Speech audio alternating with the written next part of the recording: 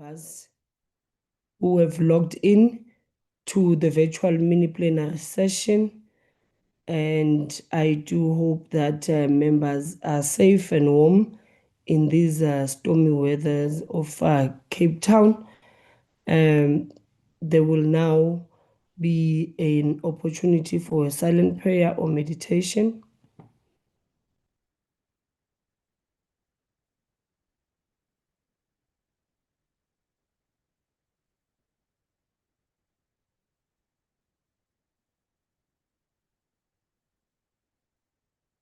Thank you, honorable members. Before we proceed, I would like to remind you that the virtual mini-plenary is deemed to be in the precinct of Parliament and constitute a meeting of the National Assembly for debating purposes only. In addition to the rules of virtual sittings, the rules of the National Assembly, including the rules of debate, apply. Members enjoy the same powers and privileges that apply in the sitting of the National Assembly. Members should equally note that anything that is said in the virtual platform is deemed to have been said to the House and may be ruled upon. All members who have logged in shall be considered to be present and are requested to mute their microphones and only unmute when recognized to speak. This is because the mics are very sensitive and will pick up noise which might disturb the attention of other members. When recognized to speak, please unmute your microphone and connect your video. Members may make use of the icons on the bar at the bottom of their screens, which has an option that allows a member to put up his or her hand to raise points of order. The Secretariat will assist in alerting the chairperson to members requesting to speak. When using the virtual system, members are urged to refrain or desist from unnecessary points of orders or interjections. The order of the mini-plenary, we shall now proceed to the order, which is debate on vote number 25, Justice and Constitutional Development Appropriation Bill. I will now recognize the Honorable Minister of Justice and Constitutional Development. Honorable Minister. Thank you very much, House Chairperson. Good morning, honorable members. Let me first greet the Chairperson of the Portfolio Committee on Justice and Constitutional Development, Honorable Xola, and members of the Portfolio Committee, acknowledging the Deputy Minister of Justice and Constitutional Development, Andrew Snell, the NDPP Advocate Mutibi, Deputy Public Protector Advocate Dube, Chairperson of Legal Aid South Africa, Judge Mbele, Chairperson of Sheriff Board Advocate Morgan, members of the boards of entities of the Justice and Constitutional Development, Acting Director General of the Department of Justice and Constitutional Development, Ms. Calais, and the Executive, honorable members. As we celebrate 30th anniversary of the adoption of the Constitution, let us stand together and say, one Constitution, one nation, reflect, renew, recommit. Together, these themes call on all of South Africans to recommit to constitutional values, inclusive development, and shared responsibility for nation building. The assessment of the performance of our constitutional democracy will continue to be an ongoing process, a subject in ongoing conversations by South Africans themselves about their own lived experiences. However, it hardly requires to be stressed that moving from the dehumanization of Black people by apartheid and colonization to a system in which all are equal before the law is an achievement which cannot be underplayed. Reflecting on South Africa's democratic breakthrough in an interview in 2000, President Mandela emphasized how great an achievement it was, the historic restoration of legality through the adoption of the Constitution, when he said, I quote, "We have introduced a rule of law that never existed for centuries in this country, especially under apartheid, when the law was reduced into disrepute," unquote. In this rule of law, in this sense, the rule of law was not a technical reform. It was an act of liberation. The rule of law gives institutional form to the responsibility. It ensures that power is exercised lawfully, that rights are balanced with duties, and that freedom does not descend into arbitrariness or domination. It reclaimed the law as an instrument of justice rather than oppression, transforming freedom from a political aspiration into a lived, enforceable reality. Our Constitution enjoins us to heal the divisions of the past and establish a society based on democratic values, social justice, and fundamental human rights, and improve the quality of life of all citizens and free the potential of each person. As lawmakers and leaders in the executive branch, we have to drive policies and programs that will empower the people economically, especially the youth and women.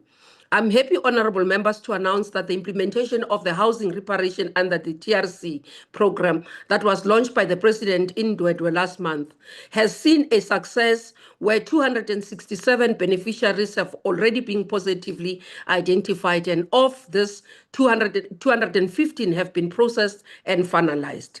We are looking at concluding this financial year. Transformation of the society and the economy is an integral part of healing the divisions of the past and freeing the potential of each person. Our past, in which Blacks were deliberately and systematically impoverished, demands that the conditions must be made through transformative legislation and program for the victims of the impoverishment to meaningful participation in the economy. It is for this reason that we shall not relent in our defense of the legal sector code, which is being resisted by those who currently enjoy the benefits of exclusive economic stratification that favors white male. For our part as government, we have made a commitment to the sector to implement a number of reforms so that we can alter our briefing patterns in favor of the Blacks and women legal practitioners. The request for quotation system will be reviewed so that state attorneys intend of diversifying briefing patterns of the state in favor of Blacks and women in particular is achieved. The Office of the State Attorney has commenced with the process of profiling legal professionals with the aim of creating a grading system which will be used in the allocation of brief. The grading system will use the number of years in practice to grade practitioners who wish to compete for the work in the legal sector so as to ensure that the RFQs are compiled such that they are sent to legal practitioners of the same years of experience and cater for all gender and races. The OSG will publish the details in the coming few weeks. On management of litigation, we will utilize the Intergovernmental National Litigation Forum to ensure a coordinated approach between state attorneys and client department. This will ensure that state briefing patterns are consistent across government and transformation policies adhered to without exception. To deal with the backlog on state litigation, we are going to bring in legal experts who are going to help us assess the merits of each case to determine the best course of action on how to resolve the case. This will help us to speedily reduce the litigation backlog and bring down the cost of litigation for the state. Honorable members, the department has successfully achieved a clean audit for all its funds, therefore demonstrating its commitment to financial transparency and accountability in the financial year 24-25, and will continue to maintain a clean audit on all its funds.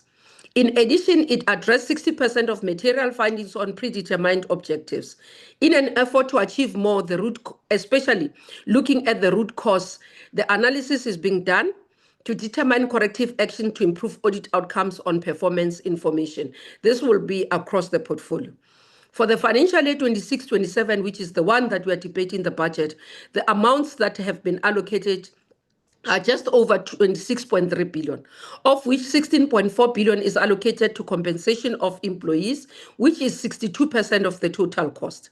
5.4 billion for goods and services, 3.8 billion for transfers and subsidies to public and constitutional entities, 2.75 billion for magistrate salaries, and 628.8 million for payments of capital assets. The budget was reduced by 332 million in 26-27, driven by the downward revision of the inflation target from 6% to 3%, and a function shift to the Office of the Chief Justice as part of phase 1 towards a single judiciary. The priorities for the financial year include fighting crime and corruption, increasing access to justice through improved efficiencies and effectiveness of our system, and deepening the transformation of the legal sector. On fighting crime and corruption, members will remember that President Ramaphosa observed in his State of the Nation address that organized crime is now the most immediate threat to our democracy, our society, and our economic development. Organized crime is a critical ecosystem that links many of the countless criminal acts, including extortion, illegal mining, money laundering, gang violence, etc., while corruption is the lifeblood of organized crime. In response to the criminal justice system, will intensify its efforts to fight against organized crime and criminal syndicates using technology, intelligence, integrated law enforcement. This means that the justice value chain from investigation agencies through prosecution to our courts have to work together in a coordinated fashion to bring criminals to book. In this regard, the NPA is already working closely with SAPS through a special task team that has been established following the interim report of the Madlanga Commission of Inquiry. The team aims to accelerate prosecution regarding corruption and state infiltration by organized criminal elements. And we must commend the team for the sterling work that we continue to see on a daily basis. On the fight against corruption, in addition to prosecuting those who commit acts of corruption, we are going to increase the efforts to deprive criminals of ill-gotten wealth through asset forfeiture. This work will be done by NPA and SIU. In the previous financial year, NPA Asset Forfeiture Unit obtained 481 freezing orders against a target of 310, exceeding its target. In addition, freezing orders of the value of 859 million were secured against the target of 700 million. The Asset Forfeiture Unit obtained recoveries to the value of 533 million against a target of 160 million, exceeding its target as well. This overachievement is mainly attributed to ongoing recoveries in civil asset forfeitures matters carried over from the previous financial year, thus ensuring that persons and entities do not benefit from unlawful activities and corruption. Similarly, in the previous financial year, the SIU secured several major court outcomes and settlements. Two significant settlements agreements, one with WebTech to the value of 7.9 billion and another with Bombardier value of 14.3 billion, were made orders of court declaring both contracts unconstitutional and invalid.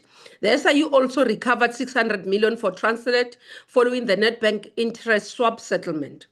Key special tribunal victories include orders against Easyway value 68 million, Buthelezi EMS value 1 billion, contract set aside, and 532 million declared recoverable. And Halo's 115 million contract was also declared invalid. This outcome enabled the SIU to intensify recoveries effort, resulting in 609 million in actual cash recovered and 854 million in losses prevented to date. In this financial year, AFU will focus on strengthening asset forfeiture outcomes by targeting freezing orders to the value of 1 billion and recoveries to the value of 350 million. These targets are aimed at enhancing the disruption of criminal enterprise and improving the recovery of proceeds of crime. In this financial year, SIU plans to intensify its efforts to recover state assets and protect them from maladministration, fraud, and corruption. In this connection, the SIU has set a target of 2 billion for cash and asset recovery through civil and other legal proceedings, 6 billion on contracts and administrative decision actions set aside or deemed invalid, and 1.5 billion potential loss prevented. This also includes a target of 3 billion value of matters where evidence was transferred for the institution or defense opposition of civil proceedings.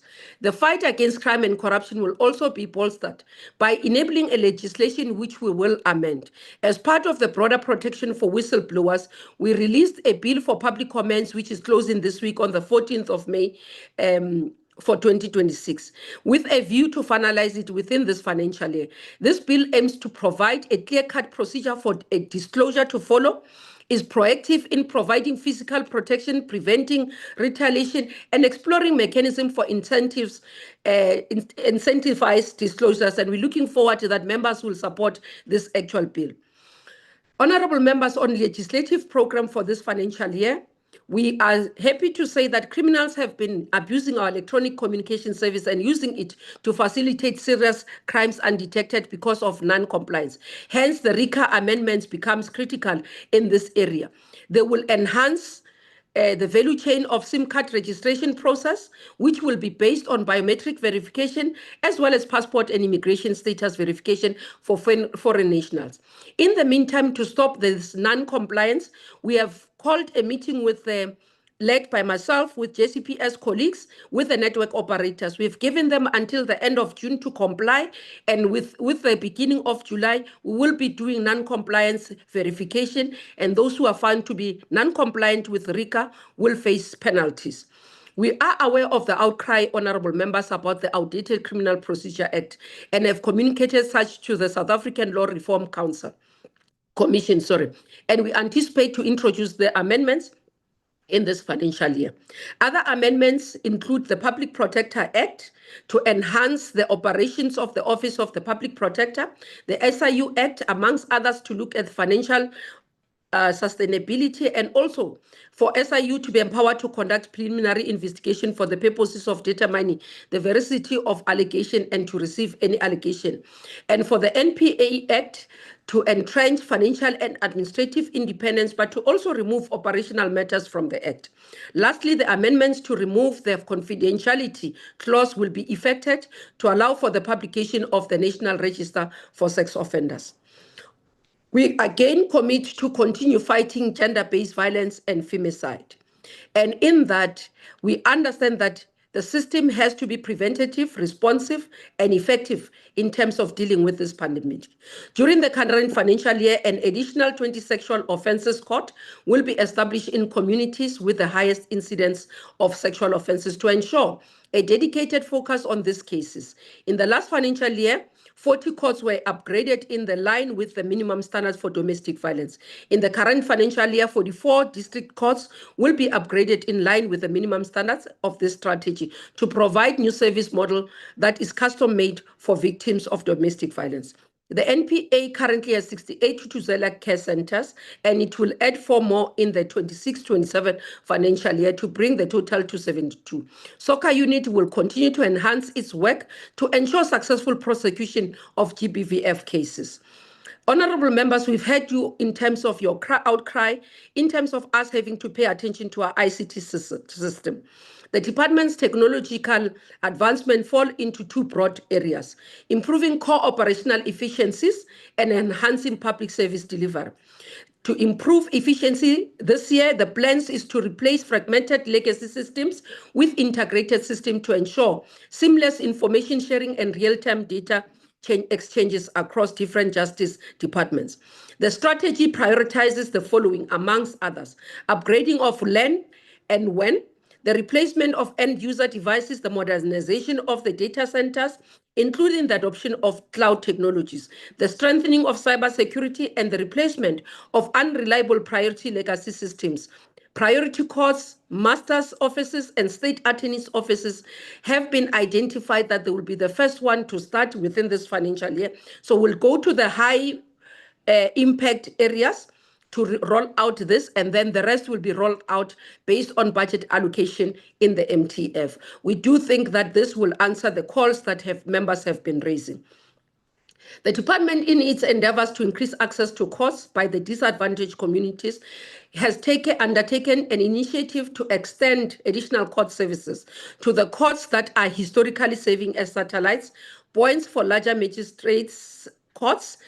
During this financial year, additional services will be extended to 19 courts across the country.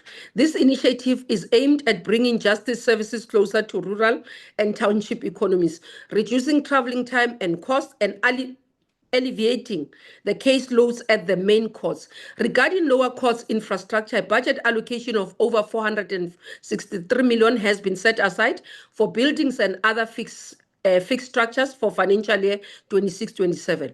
186 projects at various stages of implementation will be funded from the allocation, and priority will be given to projects already underway.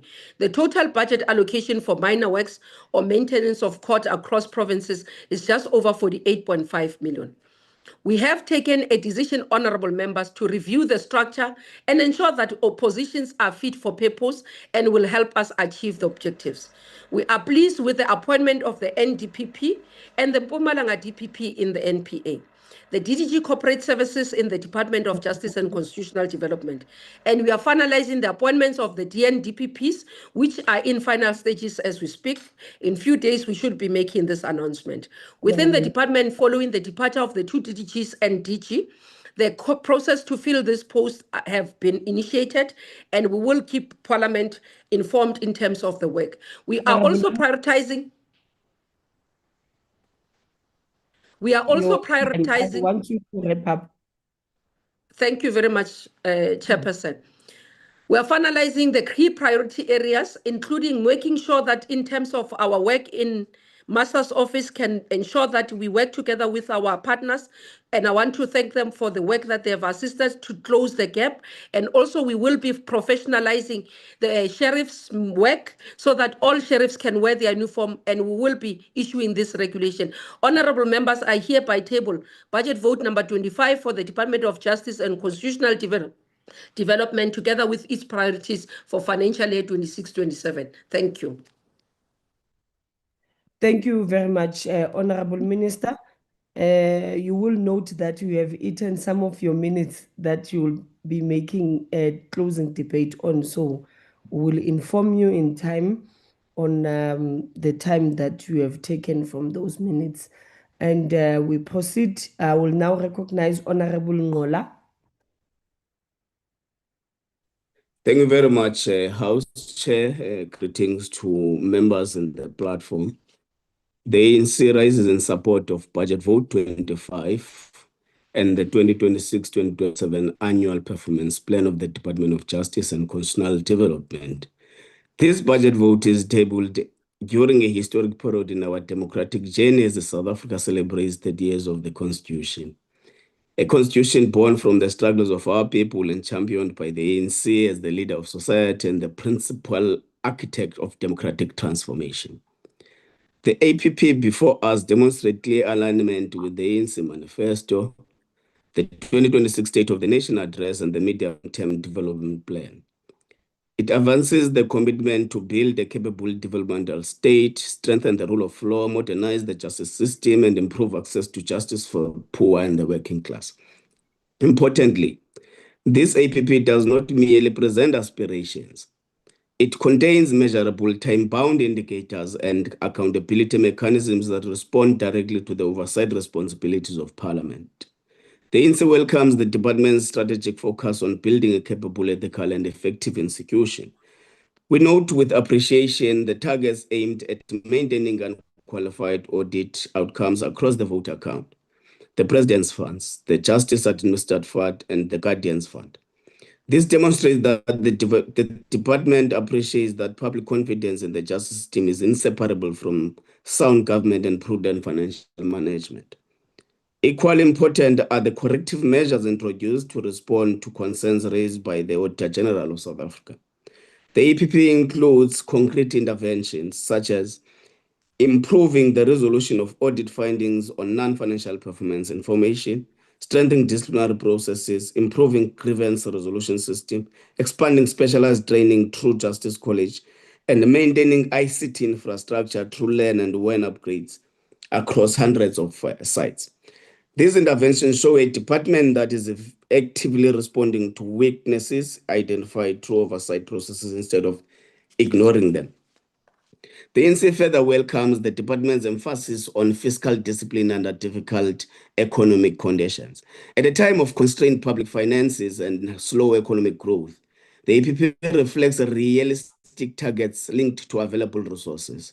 The department is not promising miracles. It is prioritizing efficiency, modernization, and measurable outcomes. This is evident in the targets to reduce criminal case backlogs, digitize services at the Master's Office, improve turnaround times in maintenance, divorce, and deceased estate matters, and ensure invoices are paid within 30 days. These are practical interventions that affect the daily lived experiences of our ordinary South Africans. The ANC particularly welcomes the continued focus on access to justice for vulnerable groups. The EPP commits to expanding sexual offences courts, upgrading courts to improve domestic violence support services, strengthening child justice systems, and increasing public education awareness on constitutional rights and justice services. These interventions reinforce the ANC's long-standing commitment that justice must not only exist in law books, but must be experienced by women, children, and rural communities and the poor.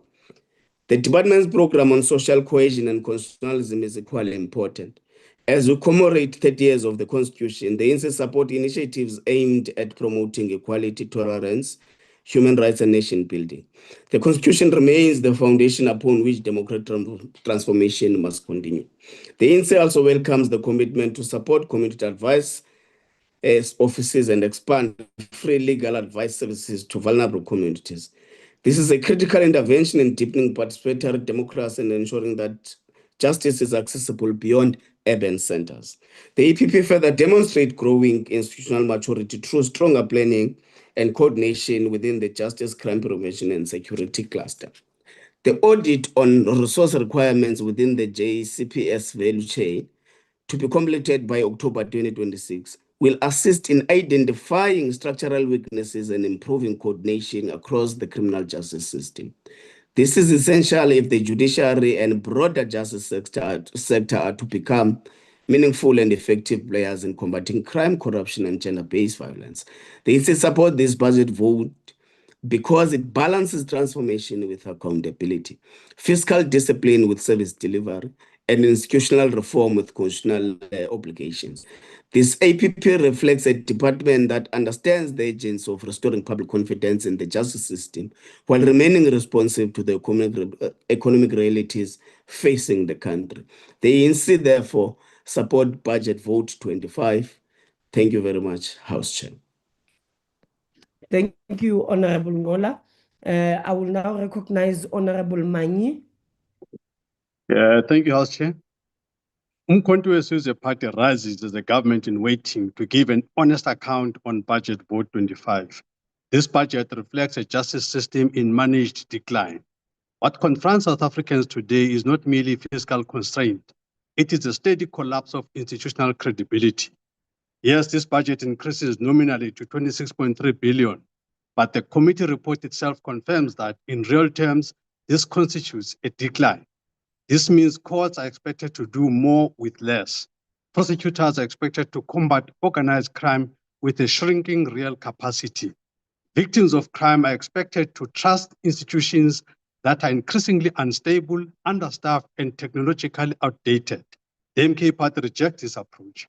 A constitutional democracy cannot survive while the institutions responsible for justice are systematically weakened. The report confirms that more than 62% of the vote is consumed by compensation of employees, leaving limited room for infrastructure development, court modernization, cybersecurity, and technological advancement. Yet, despite this personnel heavy structure, the department still carries more than 1,600 vacancies, including critical leadership positions occupied in acting capacities. How can the government speak of institutional stability when the justice system itself is administered through temporary leadership arrangements? The MK Party is particularly alarmed at the deterioration of administrative capability. If you look at Program 1, administration, this one suffers a real decline exceeding 14%. This is a very program responsible for ICT systems, governance, internal audit, financial administration, and operational support. Weakening the administration weakens the entire justice system. We are equally concerned about the condition of the lower courts. The report confirms declining allocations for facilities management despite collapsing court infrastructure, severe maintenance backlogs, and growing operational pressures. Ordinary South Africans continue to experience postponed cases, dysfunctional domestic violence courts, deteriorating frontline justice services, and endless delays in maintenance and operational support. The criminal justice system cannot command public confidence while communities encounter dysfunction at the very first point of contact. House Chairperson, the MK Party must also place on record its serious concern regarding the conduct and priorities of the investigating Directorate Against Corruption, the Fake It Till Make It team. The IDEC has consumed significant public attention and resources, yet South Africans continue to wait for decisive action against those implicated in the Ketomeno criminality and in particular the Palapala scandal, a matter involving serious allegations relating to concealed foreign currency, abuse of state resources, possible money laundering, and violations of exchange control laws, all confirmed in the unclassified IPIT report. Instead, South Africans witnessed aggressive prosecutorial energy directed at a national police commissioner over flimsy PFMA-related allegations. How do you invoke Section 86 of the PFMA in the absence of a DC finding? This creates a dangerous public perception of selective prosecution. The justice system must never become a political instrument deployed against some while protecting others who enjoy proximity to power. The MK Party is further concerned by the decision of the Director of Public Prosecutions in Limpopo not to prosecute in relation to Palapala matter, despite the gravity of the allegations involved. That unfortunate decision has only deepened public perceptions that accountability within the justice system becomes far less certain when allegations reach the doorstep of the presidency. The MK Party further notes that the original criminal former DG Arthur Fraser at the Rosebank subs in Gauteng contained deeply disturbing allegations that warranted thorough, transparent, and credible prosecutorial scrutiny. We are of the view that a nolle prosecute certificate seems outstanding to open the door to private prosecution. The MK Party believes all lawful avenues to review that unfortunate decision must remain available in the interest of transparency, prosecutorial consistency, and public confidence in the rule of law. The MK Party therefore rejects any attempt to present the current anti-corruption architecture as a success story, while politically sensitive matters remain untouched and unresolved. The report itself acknowledges that the NPA remains undercapacitated, constrained by shortages of skilled personnel, limited digital forensic capability, and growing operational pressures.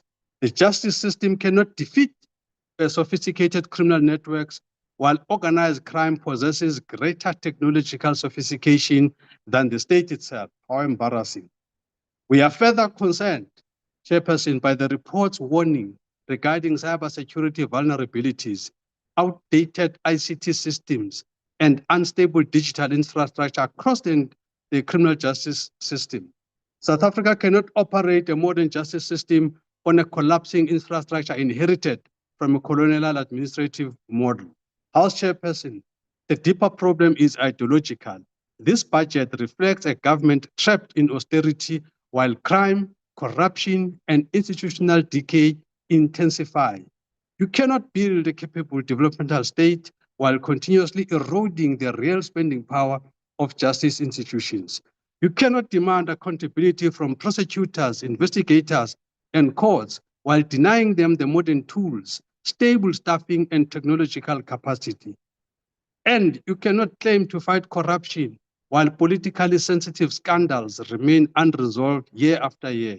The MK Party believes South Africa requires a sovereign developmental justice model rooted in prosecutorial independence, modernized courts, digital sovereignty, forensic capability, and equal access to justice for poor and working class communities. Justice cannot remain accessible only to those who can afford expensive legal representation, while the poor wait for years for resolution. The committee report itself confirms that the justice system faces mounting pressures from vacancies, infrastructure decline, operational instability, and technological weaknesses. This budget does not reverse that decline, it merely manages it. In conclusion, Chairperson, the MK Party rejects the continued normalization of institutional deterioration disguised as fiscal discipline.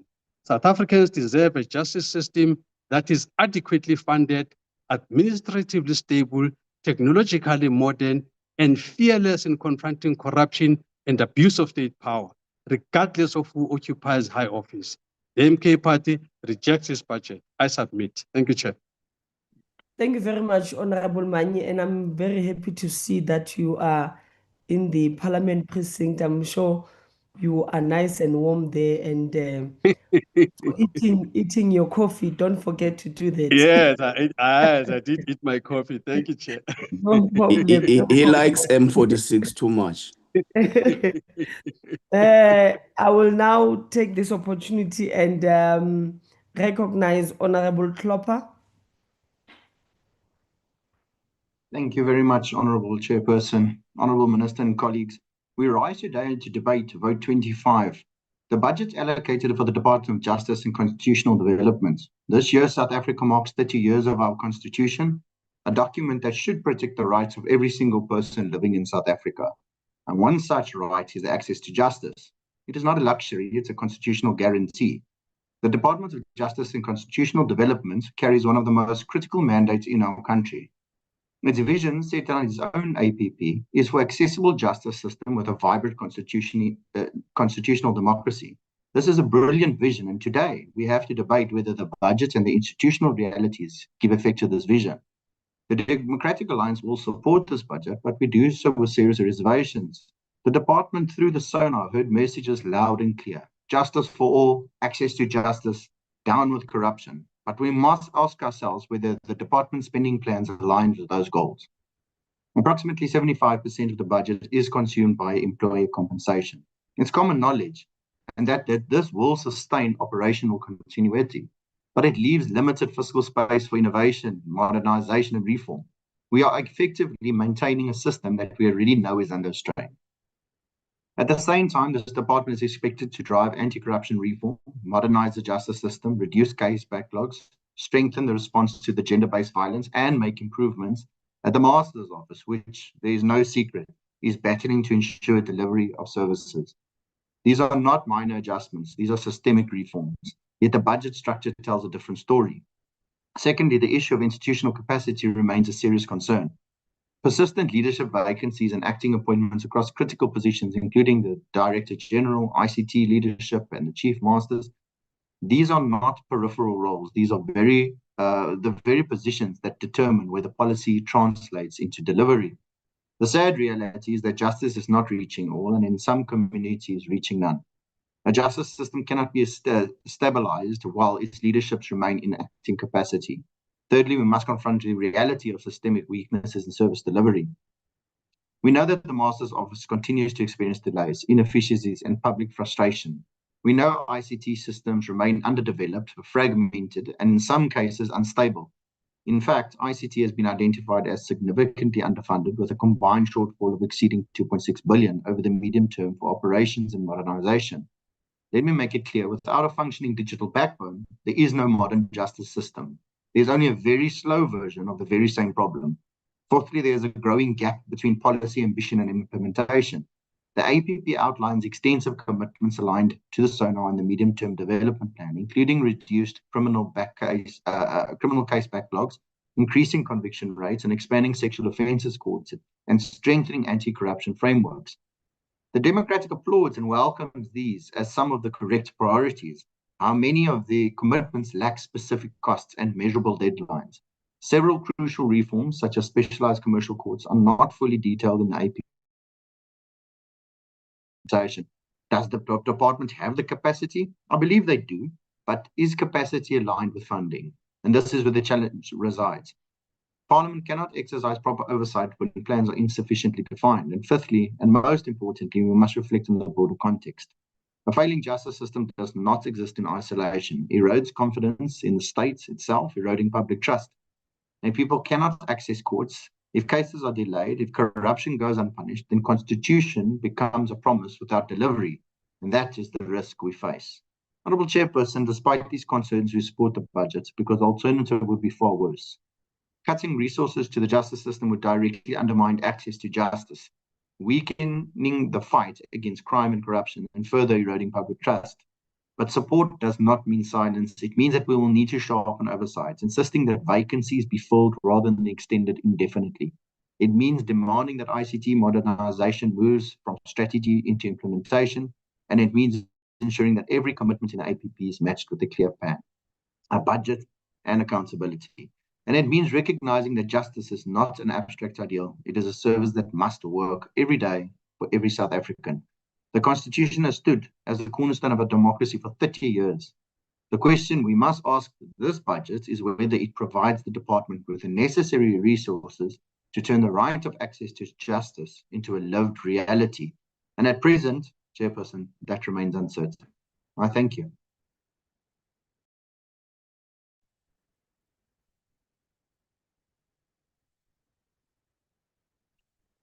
Thank you, Honorable Member. We will now, are you done, Honorable Klopper?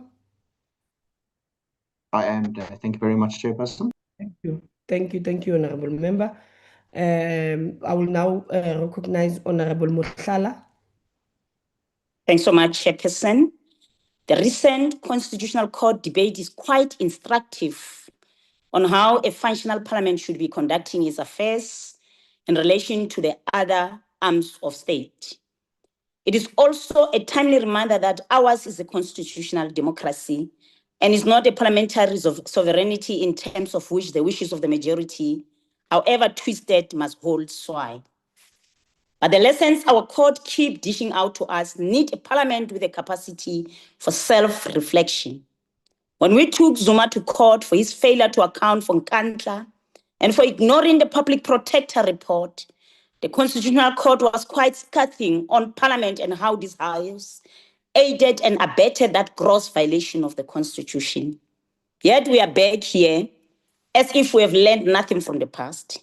The Constitutional Court reminded this House that Parliament is not about the Constitution and cannot abdicate its oversight responsibility for political convenience. The judgment is a warning that when Parliament fails, the judiciary becomes the last line of defense for constitutional democracy. It therefore follows that protecting the independence, capacity, and effectiveness of the judiciary is not optional. It is a constitutional obligation. Judicial independence is not only threatened by direct political interference, it is equally threatened when Parliament approves budgets that starve justice institutions of resources. To weaken the justice system financially is to compromise its independence in practice. Even its independence exists on paper. The budget we are debating today reflects a worrying, gradual, and very destructive defunding of our courts by this House. And when we put an end to it when have to put an end to it before it's too late? As we speak today, the Land Court, which ought to be the greatest example of our transformative ideals, does not have its own functional building. It operates from a leased building close to the taxi rank and fully exposed to criminals and drug dealers. No provisions have been made for relocating that court to a more appropriate place. The less said about the ability of that court to handle matters brought before it expeditiously, the better. We're informed that there are matters dating back to 15 years that are yet to be resolved by that court. And your minister have refused to answer our questions relating to the capacity of that court. The most damaging choice is in this budget is the severe real reduction in the administration program, which support the courts, judicial operations, ICT systems, and institutional governance. You cannot claim to support judicial independence while collapsing the administrative machinery that enables courts to function effectively. The GNU speaks about modernization and digital courts, yet allocates minimal resources to ICT and capital investment. Courts remain trapped in outdated systems, leading to delays, inefficiencies, and growing backlogs. Court services receive marginal increases that are completely inadequate to address existing case backlogs or expand access to justice, especially in rural communities. Justice delayed continues to be justice denied, particularly for the poor women and working class communities. On gender-based violence and femicide, the budget does not reflect the urgency of the crisis. Survivors continue to face overstretched sexual offences courts and inadequate support services, despite repeated political commitments. Minister, we cannot continue paying lip service to sexual violence in this country. Equally, we can no longer sit idle and watch the systematic weakening of the National Prosecuting Authority. The allocation to the NPA is a negative real growth. This happens while the NPA is expected to prosecute complex cases from the Zondo Commission and now from the Madlanga Commission, in addition to everyday cases of corruption and violent crimes. This deliberate underfunding raises serious questions about the political will to fight corruption. Legal Aid South Africa, which is essential for access to justice for the poor, remains under severe pressure with no meaningful real growth. Legal aid lawyers are overworked and underpaid, and the inevitable consequence of that is that we have thousands of incarcerated inmates who are languishing in jail for lack of quality legal representation. Chairperson, the lessons of the Pala judgment is clear. When Parliament fails, the judiciary must step in to protect the Constitution. Parliament cannot now turn around and punish the justice system through austerity budget. You cannot claim to respect the Constitutional Court while approving budget that weakens the institution that upholds this judgment. The EFF rejects this budget because it compromises the judicial independence through resource starvation. The EFF demands proper funding, stable leadership, and real political commitment to justice, accountability, and the rule of law. We will not support a budget that protects elites, weakens accountability, and abandons the poor. Thank you so much. Thank you, Honorable Musala. I will now recognize Honorable Mwango. Thank you, Honorable Chairperson. The IFP welcomes this budget vote as we recognize that the protection of constitutional rights is not a luxury, but the very foundation upon which the rule of law is established. We must remember that justice is the indispensable backbone of our constitutional democracy, providing the framework for the rule of law and the high standard of public accountability our citizens deserve. In a constrained fiscal environment, this remains a vital vote for the protection of human rights and the delivery of state functions.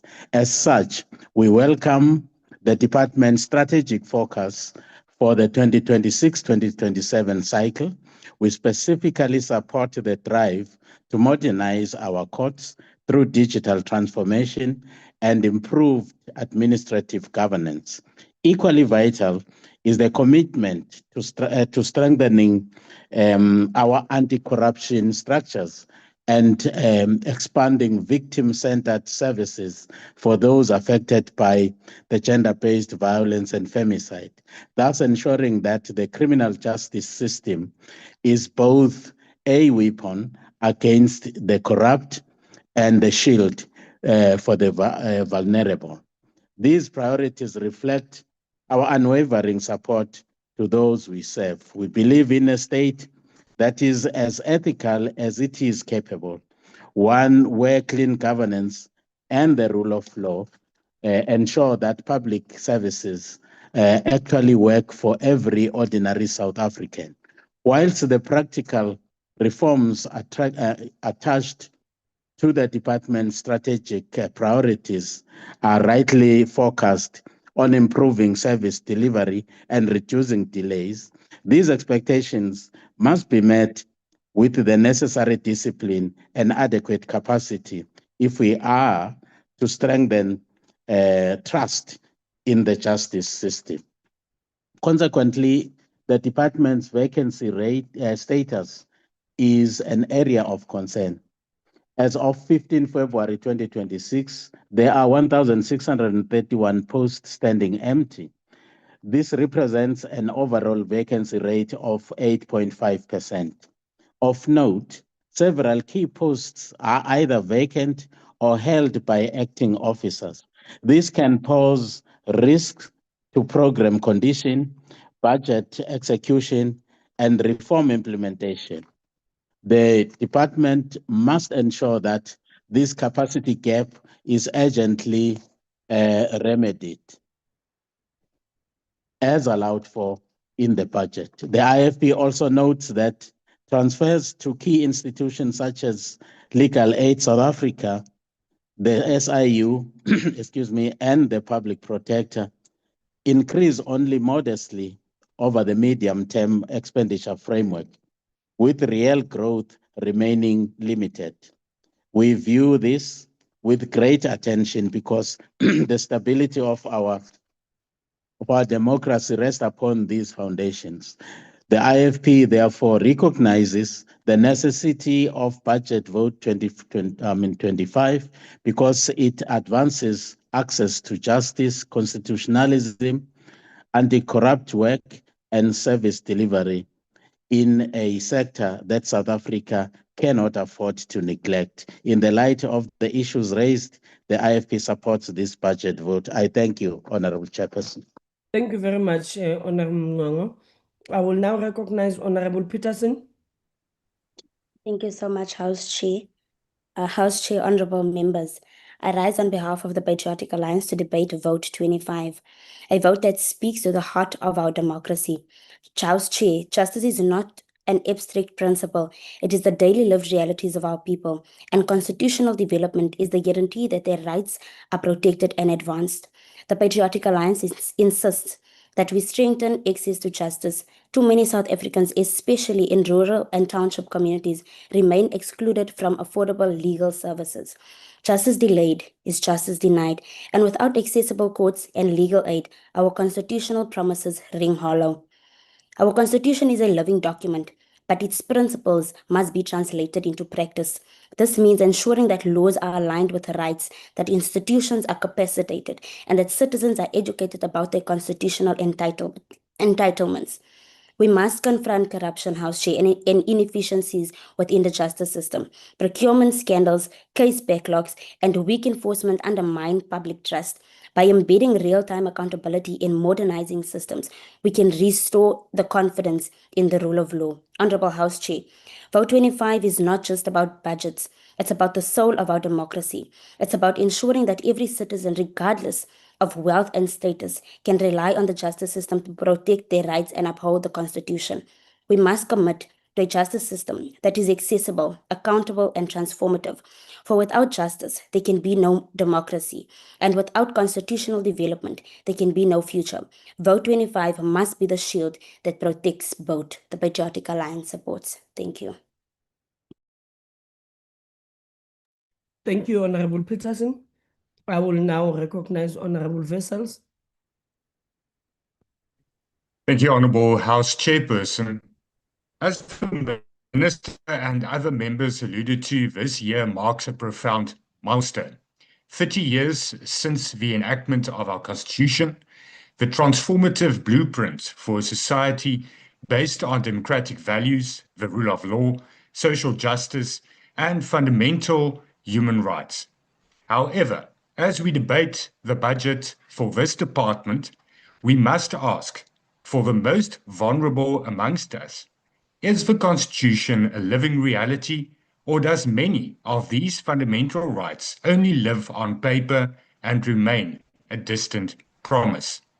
To evaluate the realization of our constitutional democracy, we have to reflect on the barriers that exist to justice. Our courts, especially our lower courts, are choked by staggering case backlogs.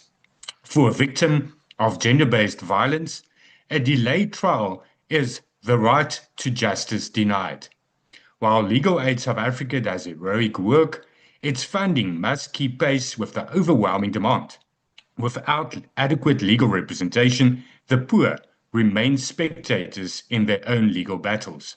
Furthermore, we must address the gap in administrative justice. Currently, citizens aggrieved by state decisions are often left with only judicial review, a process that is costly, technical, and limited to procedural fairness. The lack of robust internal administrative merit reviews means that the vulnerable cannot easily challenge the substance of a decision. We need simpler, accessible mechanisms to hold the bureaucracy accountable. It is time, Minister, that an administrative advisory council be established in terms of Section 10.2 of the Budget, and that administrative tribunals be established to truly realize the right to administrative justice. It will remain difficult to overcome these barriers when the engine room of this department is staffed by actings. Today we have an acting Director General, an acting Chief Master, an acting Solicitor General, an acting DDG for ICT, and so the list continues. This acting culture creates a vacuum of long-term accountability and stability. How can we modernize our courts or fix the dysfunctional master's offices when the leadership lacks permanent authority? The court backlogs of especially the regional courts are leading to extreme overcrowding of correctional facilities with remand detainees, and those detainees awaiting their trials are disenfranchised of their constitutional rights. To truly celebrate constitutional democracy, this department must move beyond symbolic commemoration and ensure that the barriers to access to justice which exist is effectively overcome and the trust in the justice system is restored. I thank you. Thank you very much, Honorable Vessels.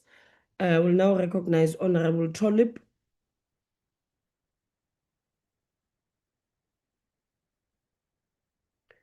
Honorable Trollip. Thank you, House Chair. Thank The you. department is saddled with prosecuting the worst criminals in our country. Gang bosses, drug lords, corrupt criminals, amongst them police officers, politicians, deputy presidents, and even presidents. Yes, 2 are currently facing criminal prosecution and impeachment. The sad reality is precisely why tabling a budget that properly capacitates the justice system is so critically important. Yet Parliament tabled this report only yesterday, mere hours before this debate, in direct conflict with our own parliamentary rules. It reflects the slipshod attitude that characterizes this committee and Parliament itself. Worse still, this budget effectively binds the hands of justice behind its back at precisely the moment when justice systems should be receiving every possible support. Imagine the Constitutional Court taking more than 500 days to deliver the judgment in the sordid Pala matter. Justice delayed is justice denied. Late judgments undermine public confidence, damage legal certainty, increase costs, and create the impression that justice in South Africa is selective, slow, and inaccessible. While capital payments remain amongst the fastest growing expenditure items, our courts remain constrained in the most basic ways imaginable. Court infrastructure is failing. Critical ICT modernization remains incomplete. Legacy systems continue to malfunction. Court recording systems fail. Cybersecurity vulnerabilities persist. The vacancies remain unfulfilled across the justice value chain. Criminals, especially those looting the state, thrive in this environment. Weak systems, missing documents, unstable digital infrastructure, and administrative chaos serve the interests of organized crime and corruption. My experience in the Judicial Service Commission has given me an unadulterated insight into just how compromised our justice system is. The ICT dysfunction allows dockets to go missing or to be manipulated by those inside the criminal justice system who are themselves implicated in criminal activity and who use these weaknesses to serve their own nefarious ends. The ongoing Madlanga Commission is holding up a mirror to the country, exposing just how decrepit and deeply corrupted parts of our criminal justice system have become. The consequences are devastating for ordinary South Africans. Women facing unprecedented levels of gender-based violence continue to suck the hind teat of justice. Victim support services are woefully inadequate. Ask any rape survivor about the so-called support services they experience at police stations across the country, where victims often suffer secondary trauma instead of compassion and assistance. Legal Aid South Africa also faces severe funding constraints. The poor wait endlessly for justice, while politically connected elites hire senior counsel with state resources and manipulate endless delays. The National Development Plan's noble objectives are premised on a functional judiciary, but underfunding means these objectives increasingly resemble paving the road to hell with good intentions. The recommendations of this report are a fanciful wish list. The committee says it will approach the Appropriations Committee for additional funding, as though this committee owns the proverbial goose that lays the golden eggs. It says it will ask the Parliamentary Budget Office to provide technical motivation for additional funding. This is effectively outsourcing the responsibility of this committee itself. Action SA supports the stronger oversight of the NPA and the spilt milk of the previous National Director of Public Prosecution's woeful tenure can never be repeated. And we support the call for stronger anti-corruption mechanisms and reforms to ensure accountability. However, we cannot support a budget that continues to underfund the very institutions tasked with defending the rule of law, while the crooked and corrupt literally get away with grand larceny and murder. Thank you. Thank you, Honorable Trolip. I will now recognize the Honorable Deputy Minister of Justice and Constitutional Development.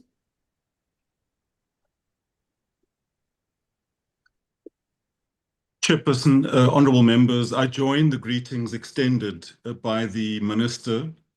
Our thoughts are with those who have been affected by the bad weather, including in my constituency, Mitchell's Plain. Chairperson, I ask that you join me, that all members join me in reciting the preamble to the Constitution of the Republic of South Africa, keeping our microphones off because we are on a virtual platform. We, the people of South Africa, recognize the injustices of our past, honor those who suffered for justice and freedom in our land, respect those who have worked to build and develop our country, and believe that South Africa belongs to all who live in it, united in our diversity. We therefore, through our freely elected representatives, adopt this Constitution as the supreme law of the Republic, so as to heal the divisions of the past and establish a society based on democratic values, social justice, and fundamental human rights. Lay the foundations for a democratic and open society in which government is based on the will of the people and every citizen is equally protected by law. Improve the quality of life of all citizens and free the potential of each person, and build a united and democratic South Africa able to take its rightful place as a sovereign state in the family of nations. May God protect our people. Nkosi sikelele Afrika, Morena buluka sichaba sa Jesu. God seën South Africa. God bless South Africa. Mudzimu fatuchedza Africa. Hosi katekisa Africa.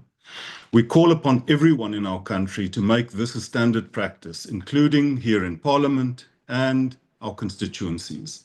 We celebrate the 30th anniversary of the adoption of the Constitution under the theme, One Constitution, One Nation, Reflect, Renew, Recommit.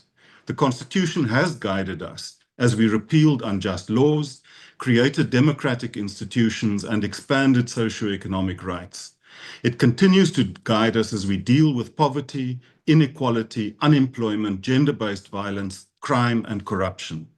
The Constitution directs the work of the department and all entities covered in this budget vote, as we give practical effect to the values and the goals contained in the preamble. We are committed to building an effective, integrated, modernized, and corruption-free justice system, in particular, criminal justice system. We do this through policy, legislation, technology, in partnership with citizens and stakeholders. The Protected Disclosures Bill aims to strengthen protection of whistleblowers and the fight against corruption, building on recommendations by the Zondo Commission and the National Anti-Corruption Advisory Council. The review of the outdated Criminal Procedure Act of 1977 will be completed before the end of this year. The South African Law Reform Commission, under the leadership of Justice Chris Jafta, is working to ensure that the new Act conforms to the values and principles of our Constitution and the needs of a rapidly changing society.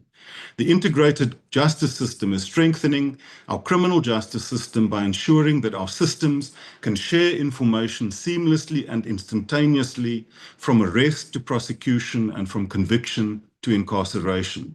The Rules Board for Courts of Law continues to contribute to the efficient and uniform administration of justice, with 18 rules recommended and approved in the past financial year. The board has developed rules for the Land Court to enhance access to justice by promoting the resolution of land claims and disputes. It also developed rules for the Children's Court to improve accessibility and efficiency. We congratulate the chairperson of the Rules Board, Justice Nambita Dambuza, on her appointment to the Constitutional Court. The Constitution mandates us to build a society in which every citizen is equally protected by law. This means ensuring access to justice for all in South Africa. Legal Aid South Africa, led by Deputy President Nobolao Mbele, plays a vital role in ensuring access to justice by providing the constitutionally guaranteed right of legal representation to injured persons. Legal Aid South Africa provided assistance to over 344,000 new criminal matters, in over 45,000 civil matters, in over 900 new land matters, and more than 226,000 persons with general legal advice. However, ongoing budget cuts risk denial of rights, increasing backlogs, and the destabilization of our criminal justice system.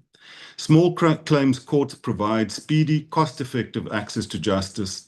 The impact of small claims courts is significant. Over 6,600 cases involving 257 million rand were registered in the past financial year. The monetary jurisdiction of small claims courts will be increased from 20,000 to between 30 and 50,000 rand in the very near future. We commend all commissioners and this National Steering Committee on Small Claims Courts, chaired by Professor Mohammed Palekar, for their untiring efforts. The Constitution places dignity and the protection of the most vulnerable at the center of our work. The National Task Team on Sexual Orientation, Gender Identity and Expression, and Sex Characteristics Matters continues to promote and protect the human rights of the LGBTQIA+ persons and to track and monitor hate crimes. This year, we celebrate 20 years of the Civil Union Act of 2006, through which South Africa became the first country on the African continent to legally recognize same-sex marriages. We are strengthening the implementation of the Prevention and Combating of Trafficking in Persons Act through the National Intersectoral Committee. The NPA has successfully prosecuted notable trafficking cases such as the Jocelyn Smith and Tenenga matters, in which the accused were given life sentences. The Law Reform Commission is also working on a draft protection and promotion of the rights of persons with disabilities bill that domesticates the United Nations Convention on the Rights of Persons with Disabilities. However, to build a society based on democratic values, social justice, and fundamental human rights, people need to know both their rights and how to enforce these rights. We support the 85 community advice officers providing paralegal services with 55 million rand from the Program for Legal Empowerment and Access to Justice, the Pledge Program. Each of these officers assist an average of 1,560 people every year. We commend Deputy Chief Justice Dunstan Mlambo for his ongoing and passionate support for the paralegal sector. The annual National Schools Moot Court competition, in collaboration with the Department of Basic Education and the South African Human Rights Commission, remains one of our most impactful constitutional literacy programs, involving over 900 learners from approximately 180 secondary schools across the country. The Chapter 9 institutions support our constitutional democracy and the building of an open and democratic society based on social justice and fundamental human rights. We commend the Public Protector, Advocate Koleka Caleka, and Deputy Public Protector Dinky Dube for achieving 100% of their performance targets in 2025-26. Significantly, the remedial action implementation rate improved from 39% in the previous year to 53% in 2025-26. The South African Human Rights Commission, led by Reverend Chris Nissen, continues to follow an activist approach to the promotion and defense of human rights. While the Constitutional Court recently decided that the Commission does not have binding remedial powers, it emphasized that this, and I quote, does not diminish the constitutional importance of the South African Human Rights Commission or render its work ineffectual. The South African Human Rights Commission is far from toothless, close quote, and that it, quote, remains a potent and indispensable guardian of human rights within our constitutional scheme. The Commission's annual Human Rights report will be tabled in Cabinet. The Information Regulator, Advocate Panzi Tlakula, continues to do sterling work under difficult circumstances with extremely limited resources. We wish to recognize the invaluable work done by a number of institutions that often do not get the recognition that they deserve, and those include the Office of the Chief State Law Advisor, the Bridget Mabandla Justice College, and the Council for Debt Collectors. The preamble enjoins us to build a united and democratic South Africa able to take its rightful place as a sovereign state in the family of nations. We reaffirm South Africa's commitment to multilateralism, human rights, and the rule of law. We stand in solidarity with the oppressed people the world over, including the people of Palestine. We welcome the increasing number of countries joining South Africa's case of genocide against Israel before the International Court of Justice. And we reaffirm our commitment to the International Criminal Court and condemn attempts to intimidate or hinder the court and its officials through sanctions and threats. I thank you. Thank you very much, Honorable Deputy Minister. We will now proceed to recognizing Honorable Mutaung. Thank you, House Chair. The ANC support Budget Vote 25 because it advances one of the central obligations of the democratic developmental state, protecting society against crime, corruption, and violence while safeguarding constitutional right and human dignity. This APP demonstrates clearly alignment with the ANC manifesto and the 2026 State of the Nation Address, particularly in strengthening institutions that combat corruption, organized crime, money laundering, and gender-based violence. Chairperson, South Africans are demanding a justice system that is decisive, effective, and responsive. They want criminals to be prosecuted, corruption pushed, and vulnerable communities to be protected. The APP before us responds directly to those expectations. The ANC welcomes the strengthened role of the National Prosecuting Authority and related law enforcement institutions within the justice and security cluster. The APP include measurable targets to improve conviction rates for sexual offenses, maintain high conviction rates in serious commercial and organized crime, expand Thuthuzela care centers, increase prosecution related to money laundering, obtain freezing orders against proceeds of crime, and recover assets driven from unlawful conduct. These are not abstract indicators. They are interventions aimed at rebuilding the credibility of the criminal justice system. Chairperson, the ANC particularly welcomes the department's intensified focus on combating gender-based violence and femicide. The APP commits to establishing additional sexual offences courts, increasing the number of operational Thuthuzela care centers, improving domestic violence support service in district courts, and ensuring that protection orders are served within 24 hours. These interventions directly support survivors of violence and strengthen the state's capacity to respond to crimes against women and children. The ANC has consistently maintained that the fight against gender-based violence requires both legislative reform and institutional capacity. This APP advances both objectives. Honorable members, the APP also demonstrates serious commitment to fight corruption and organized crime. The targets relating to corruption convictions, money laundering prosecutions, freezing orders, and asset recoveries reflect the state's determination to protect public resources and defend democratic institutions from criminal captures. The ANC further welcomes the progress towards strengthening South African anti-corruption architectures, including the review of the whistleblower legislation, implementation planning arising from the anti-corruption architecture review, and reforms aimed at strengthening the criminal justice value chain. These reforms are essential for rebuilding public confidence and ensuring that accountability institutions remain effective and independent. Chairperson, the APP also recognizes the importance of modernization and innovation in crime fighting.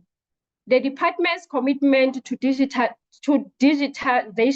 digitization, improve ICT systems, and integration across the criminal justice system will improve efficiency and coordination between institutions.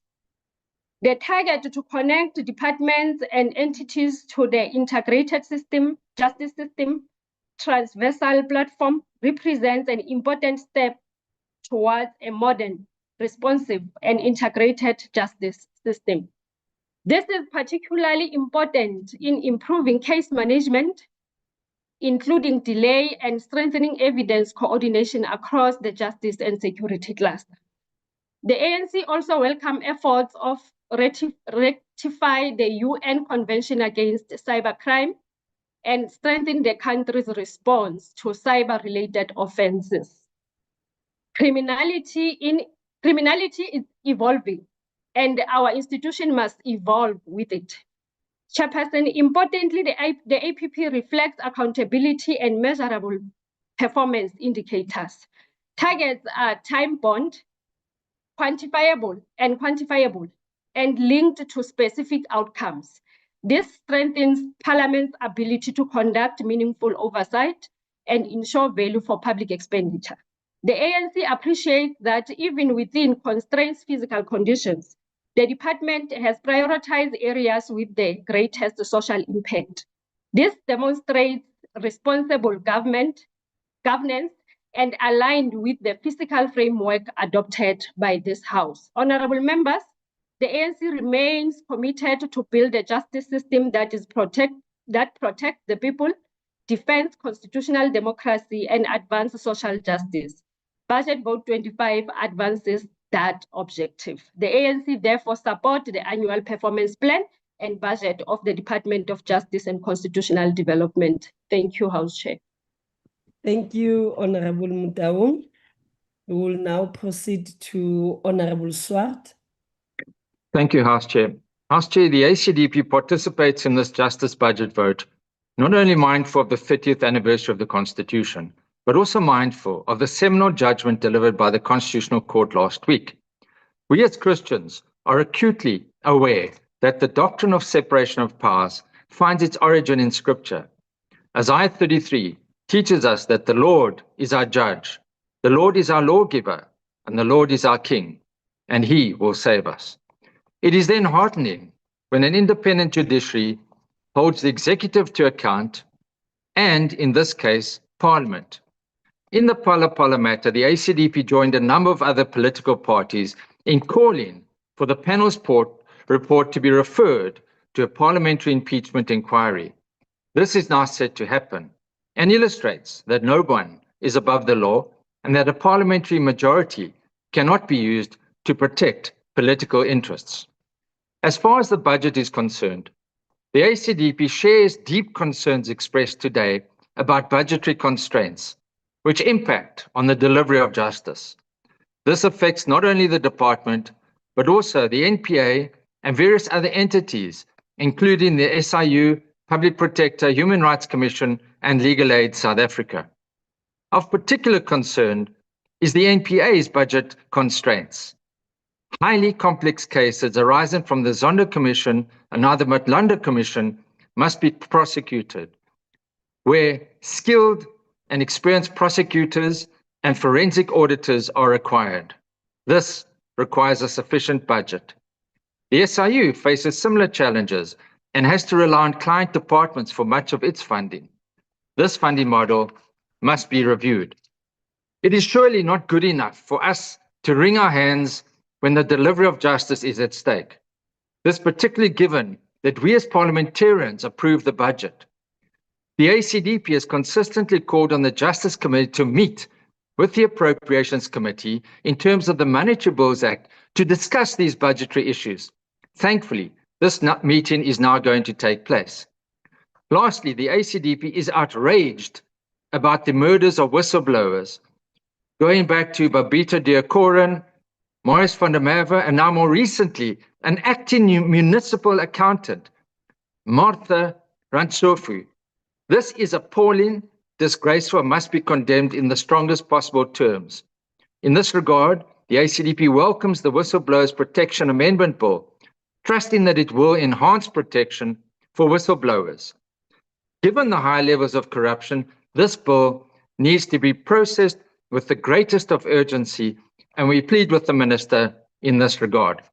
The ACDP, in conclusion, wishes to thank all staff members in the department, MPA, and other entities who report to the committee for their commitment and dedication under very difficult financial conditions. I thank you. Thank you, Honorable Swart. I will now recognize if there is a member from UDM. UDM. Okay, we will pass. Honorable Ghana, are you online? Rise, Zanzi.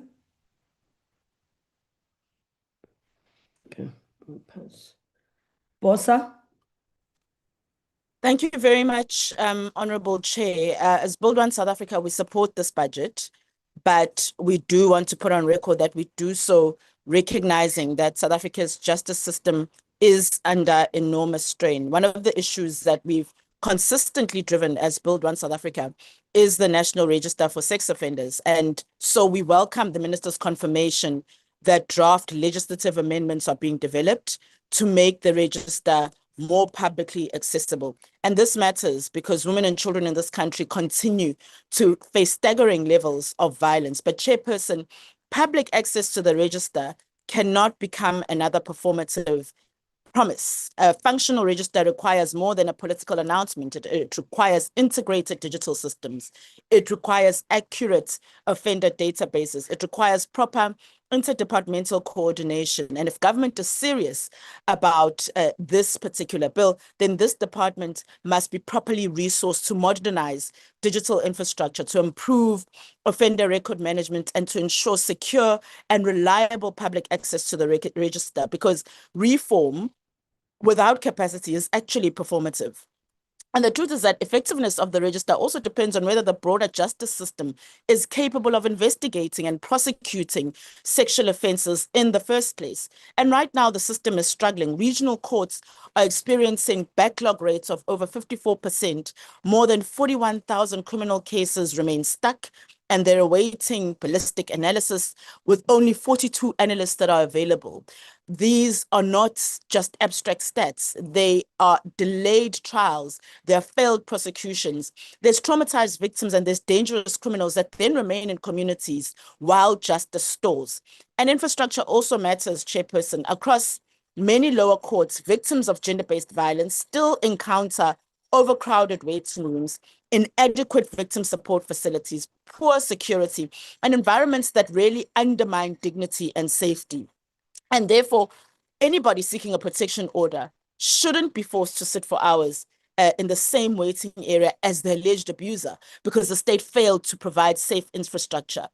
We have to speak honestly as well about accountability institutions. We have the SIU that's expected to pursue billions in recoveries and invalidated contracts while receiving under 500 million in allocation. And the same pressure exists within the NPA, the Public Protector, and other constitutional accountability bodies. At a time where we're seeing a deepened corruption, institutional decay, South Africa can't afford accountability institutions that are overstretched and undercapacitated. We've seen the revelations emerging from the Madlanga Commission and how they've exposed the depth of corruption within parts of the criminal justice system itself. But we need persecutions, we need asset recovery, we need visible consequences of wrongdoing. And so public trust in justice won't just be restored through the commissions or announcements or speeches. It's restored when we can see that the law protects the vulnerable, punishes the guilty, and functions with dignity. And therefore, this has to be resourced accordingly. We support taking that into mind and wanting to put those particular issues on record. Thank you. Thank you very much, Honorable Webster. I would now recognize if there's any member from the ATM. ATM. Okay, we'll pass. I will now recognize Honorable Ismail Musa from Al Jama. Thank you, Honorable Chairperson, beloved family of South Africans, and honorable members of this august House.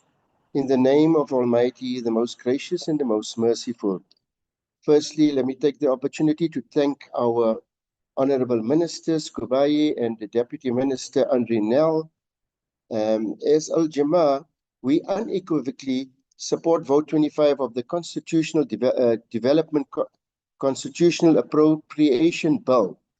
Our nation of South Africa expects a justice enforceable system that is fair, efficient, independent, and accessible to all. As Al Jama, we believe the Department of Justice should continue to strengthen the fight against corruption, gender-based violence, organized crime, and the growing backlog of court cases affecting ordinary citizens. As Al Jama, we call for greater support to Legal Aid South Africa so that the poor and vulnerable are afforded the opportunity for legal representation. Simply, the Constitution remains the foundation of our democracy and human dignity.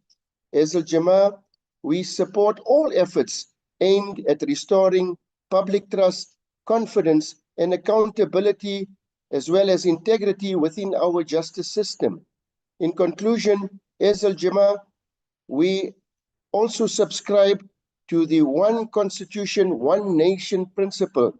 I therefore thank you, and I end off with the wonderful words that I'm renowned for. Malibongwe. I thank you.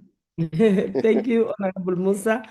We will now proceed to NCC. President House Chair, sorry, President, you can proceed. Honorable Ngola, we are out of order. Any member from PAC? No. I will now recognize Honorable Mahlatsi. Thank you, Chairperson. Khotso, Africa. On behalf of the United African Transformation, we register our rejection of Vote 25. We still shows that the Office of the State Attorney continues to lose costly civil claims due to weak litigation strategy, forcing the state to outsource the legal work while paying for its own legal defeats. Public money is used to fund incompetency. Honorable members, while society and crime have moved into a digital age, our justice system remains technologically behind. There is no integrated e-justice platform, no reliable electronic case management, and no consistent digital evidence capacity across courts. This directly undermined the implementation of the Cybercrime Act of 2022. Prosecutors and courts officials often not adequately equipped to handle cybercrime, digital forensic, and online offenses. Criminals operate in the modern digital world while our courts respond with outdated tools. There are effectively two justice systems in South Africa, a functional one for urban and wealthy, and a collapsing one for the poor. This is not funding crisis, it's government crisis. Section 195 of the Constitution demands efficiency, accountability, and responsiveness. This department meets none of these standards, yet its budget grows while its performance declines. We do not oppose justice. We oppose the continued funding of dysfunction. Until there's a real turnaround plan for the Master's Office, true digitization of courts, respected land court facilities, reform on state litigation, cybercrime readiness, and consequences management for audit failures, This House must refuse to fund failure. The UAT oppose vote 25. Khandi Mambo. Thank you, Honorable Mahlatsi. We will now proceed to a member from Good. Good. No one. I will now recognize Honorable Engelbert.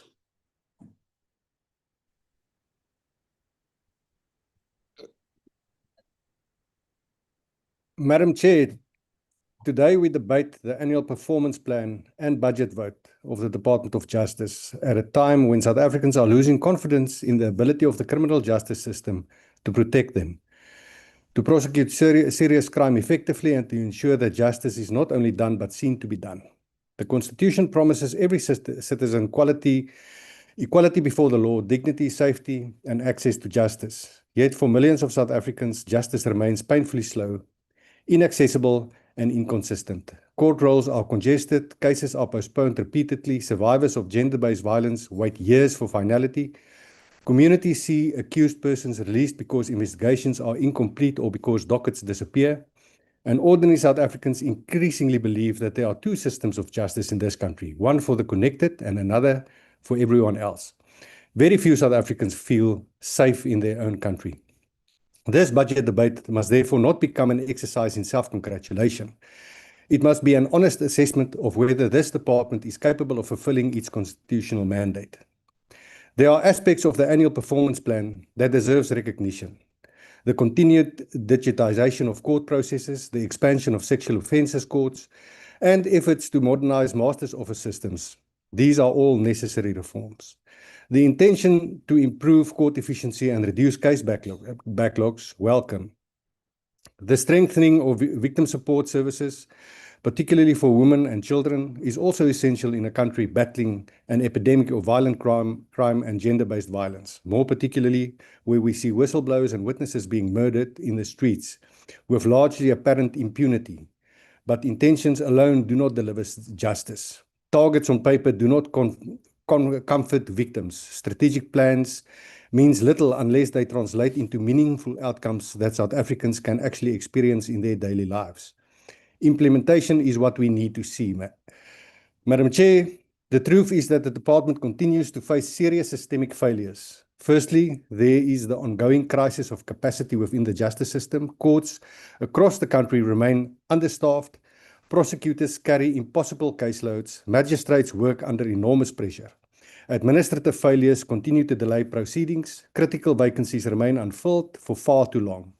The department cannot speak meaningfully about efficiency while frontline institutions remain under-resourced and overburdened.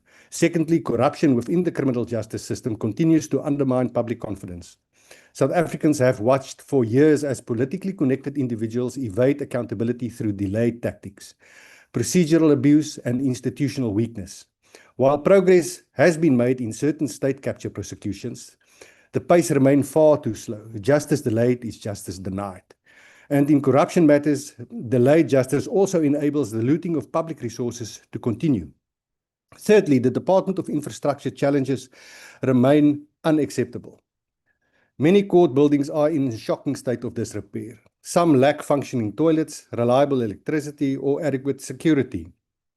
Victims of sexual offences are often forced to wait in the same spaces as accused persons. This is not merely an administrative problem, it is a direct assault on human dignity and the integrity of the justice system itself. Judges and magistrates work under constant threat of serious physical harm. Madam Chair, the department also continues to underestimate the importance of technological reform. Digitization cannot remain a pilot project or an aspirational objective repeated year after year. In 2026, it is indefensible that lost files, manual record systems, and administrative inefficiency still cripple court processes. Properly implemented technology could dramatically reduce delays, improve transparency, and strengthen accountability. Equally concerning is the persistent failure to ensure consequence management within the department itself. Repeated findings by the Auditor General points to weaknesses in financial controls, procurement irregularities, and poor contract management. Public trust cannot be restored while accountability inside the department remains inconsistent. At the same time, we must acknowledge that the Department of Justice does not operate in isolation. The success of the justice system depends on effective cooperation between the police, prosecutors, the courts, correctional services, and intelligence structures. Failure in one part of the chain inevitably weaken the entire system. South Africans do not care which department is responsible for a failure. They simply see a justice system that is not delivering. This budget vote, therefore, demands more than funding allocation. It demands political will, institutional courage, and decisive leadership. We need a department that prioritizes competence over cadre deployment. We need senior appointments based on merit and integrity, not political loyalty. We need prosecutors and investigators protected from political interference. We need proper investment in forensic capacity, cybercrime capability, and specialized commercial crime investigations. We need a justice system that moves with urgency against corruption, organized crime, extortion syndicates, and violent offenders. Most importantly, we need a justice system that remembers who it serves. The ultimate purpose of the Department of Justice is not to produce annual reports or achieve technical compliance targets. Its purpose is to uphold the rule of law and protect the constitutional rights of every South African, especially the vulnerable, the poor, and those who cannot buy influence or delay accountability through expensive litigation. South Africans are tired of promises. They are tired of commissions without consequences, strategies without implementation, and plans without measurable impact. They want a justice system that works. They want a criminal prosecuted successfully. They want corruption punished. They want victims protected, and they want equal justice before the law. This budget vote must therefore mark a turning point. The department has both the constitutional obligation and the moral duty to restore confidence in the justice system. That confidence will not be restored through rhetoric. It will only be restored through competence, accountability, integrity, and results. The rule of law is the foundation of our democracy. Its citizens lose faith in the justice system. They ultimately lose faith in the state itself. This is a danger this parliament cannot ignore. I thank you. Thank you very much, Honorable Member. We will now recognize Honorable Matafa. Thank you very much, House Chair. Greetings, Chair and members. The ANC supports Budget Vote 25 and the 2026-27 Annual Performance Plan of the Department of Justice and Constitutional Development. This debate takes place at an important moment in our democratic history, as South Africa commemorates 30 years of the Constitution, a Constitution that continues to guide our democratic transformation, deepen accountability, and protect the rights of all who live in our country. Chairperson, the ANC approaches this budget vote from the understanding that the justice system is not merely an administrative function of the state. It is a critical instrument for social stability, economic confidence, constitutional governance, and democratic legitimacy. A capable justice system is essential for investment, social cohesion, anti-corruption efforts, and the protection of the vulnerable. It is therefore significant that the APP demonstrates strong alignment with the ANC manifesto, the midterm development plan, the 2026 SONA, and the broader fiscal framework adopted by Parliament. The APP reflects a department that understands the difficult balance between expanding services, strengthening institutions, and operating within considered financial fiscal conditions. Chairperson, the ANC welcomes the department's continued commitment towards building a modernized and integrated justice system. For many years, one of the greatest frustrations experienced by ordinary South Africans has been inefficiency, delays, and fragmentation within the justice value chain. The APP responds directly to these challenges. The ANC particularly welcomes the expansion of digital infrastructure, upgrades of local and wide area networks, the integration of departments through the transversal criminal justice platform, and the digitization of services within the Master's Office. These reforms are not cosmetic. They are essential interventions aimed at improving turnaround times, reducing administrative failures, and enhancing accessibility for the public. Importantly, the APP recognizes that service delivery in the justice sector must combine both physical and digital access. While digital modernization is necessary, millions of South Africans, particularly in the rural and historically disadvantaged communities, still depend on accessible physical services. The APP therefore correctly continues to prioritize court infrastructure updates, expanded domestic violence support services, and sexual offences courts, public awareness programs, and expanded justice service points. The balanced approach reflects the ANC's understanding that technological progress must advance inclusion rather than deepen inequality. Honorable members, the ANC further welcomes the department's emphasis on measurable accountability. One of the key responsibilities of Parliament is ensuring that public expenditure translates into measurable outcomes. In this regard, the APP demonstrates significant improvement in aligning expenditure with performance indicators. The targets are increasingly measurable, time-bound, outcome-based, and linked to strategic national priorities. This strengthens oversight and improves institutional accountability. The ANC further welcomes the department's responsiveness to findings and concerns raised by the Auditor General South Africa. For several years, Parliament has consistently raised concerns regarding governance weaknesses, performance reporting gaps, ICT inefficiencies, and institutional capacity constraints. The APP demonstrates that these concerns are being addressed through improved audit action plans, stronger internal controls, specialized training programs, modernization strategies, disciplinary management reforms, and institutional restructuring initiatives. The target to address material audit findings on non-financial performance information is particularly important because it strengthens the credibility and reliability of government reporting systems. Chairperson, the ANC also supports the department's transformation agenda within the legal sector. Transformation cannot remain rhetorical. It must be measurable and visible in state procurement, legal briefing patterns, and institutional participation. The APP therefore correctly prioritizes increased briefing of Black legal practitioners, increased appointments of Black-owned law firms, and greater inclusion of Black women practitioners. These measures are essential in dismantling historical exclusion within the legal profession and ensuring the transformation reaches all levels of the justice sector. Members, the ANC further welcomes the reforms aimed at strengthening state litigation capacity. For too long, the state has incurred excessive legal costs and over-relied on private legal practitioners due to internal capacity weaknesses.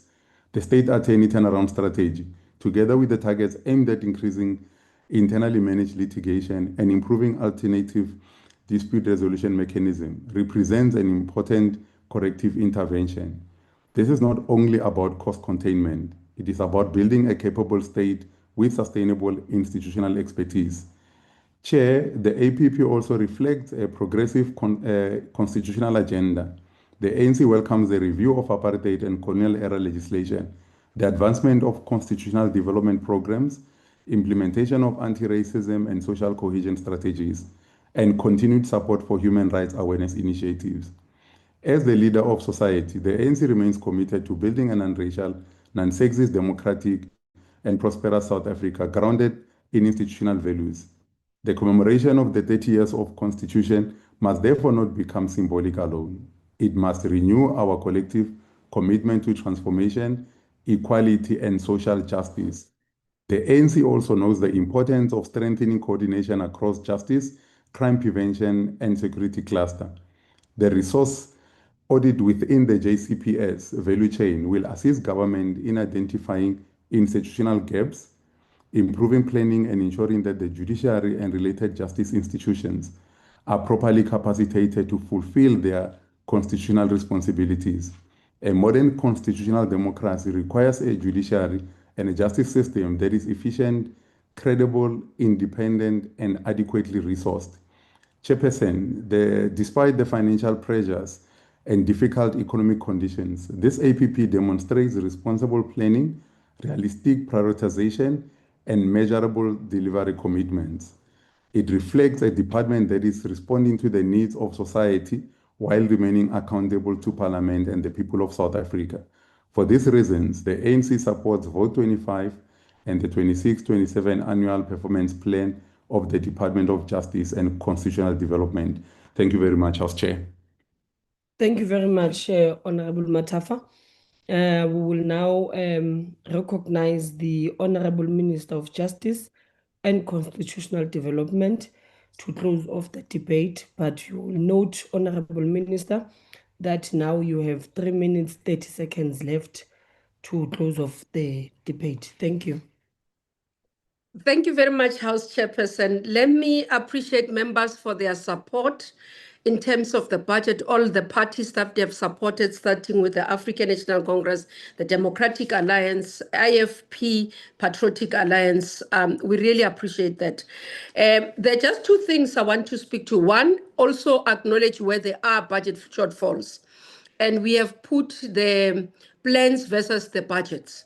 And we've been concrete. I think some members say they are not concrete. It's actually not correct. There are concrete plans in terms of the budget. Honorable Mushala, it will help you. I think only the matter of legal aid related to this budget vote. That speech, my sister, let's put it for tomorrow, OCJ. Will be able to debate it properly about that. But what I appreciate is that as a party, EFF acknowledges the importance of the judiciary and respect for the rule of law, so that we can also respect what has happened in Igombo in East London and not insult the magistrate and not insult the prosecutor. I think if we go that long way, then we are all together. We are agreeing, Honorable Member. Honorable Mani, quite a number of issues that we have raised, but also I think there's disjuncture between what you say and what is currently happening. Again, I'm not surprised, Honorable Mani, you find IDEC not useful. With almost the entire caucus being accountable and IDEC taking them through the processes for accountability. When we say we want justice to function, it must not be justice system to function, it must not be selective. Even when it hits home, we must clap hands and say it is functioning. It's what we wanted to see, and the constitutionality. We must agree that we must uphold the rule of law, protect the rule of law, and respect the rule of law. So those are important. And I must say, honorable members, I've heard you in relation to the issue of capacity, where there are acting positions. I do agree. We will fill them. Some of these vacancies happen because of consequence management. You'd remember. And also in terms of other people that have been promoted. But indeed, it is concerning when you have quite a number. I'm not a person that prefers to have actors than permanent positions. So I do commit that we are going to make sure that we fill those vacancies, honorable members. And again, on the master's issues, I think what honorable members have raised, we are working and turning around the corner. We want to thank our partners, SARS, together with Business Against Crime, who have helped us actually to block even some of the fraudulent activities that were happening through cyber crime in relation to Guardian Fund. So we are turning the corner. I can commit members that in this year, you're going to see a turnaround master's office, and that's the work that we are intending to see. So on all those issues, I think other members like Honorable Trollip, in terms of budget increase, we were hoping that as they see the importance of this budget in terms of access to justice, they must be able to support. I support the work that is being proposed by BOSA in terms of sexual offenses and the improvement. As we engage, as we work together, we'll be able to see a turnaround time in terms of the work that has to be done in fighting a pandemic gender-based violence. All colleagues who have participated, we really appreciate. The parties that have supported, we appreciate. Those that did not support, we hope when you go to the House, you have changed your minds and support this, because it's in the interest of upholding justice. For us to be able to NPA to do the work in the Madlanga Commission, as you are commenting them, they need this budget to do the work. So you can't comment and want something to happen and not support the budget. That work needs to be supported by this budget. So please change your mind and support us when we go to the House. Thank you very much, House Chairperson, for the work that is being done and for the debate. I really appreciate it. Thank you very much, Honorable Minister. And thank you very much to all honorable members who participated in the debate today. And honorable members are reminded that the debate on communication and digital technologies budget vote number 30 and sports, arts and culture budget vote number 37 will take place at 14 hours on the virtual platform. That concludes the debate, honorable members, and the business of this virtual mini-plenary session, and the mini-plenary will now rise. Thank you very much, honorable members. Long live Recording the stopped. Long live the chair.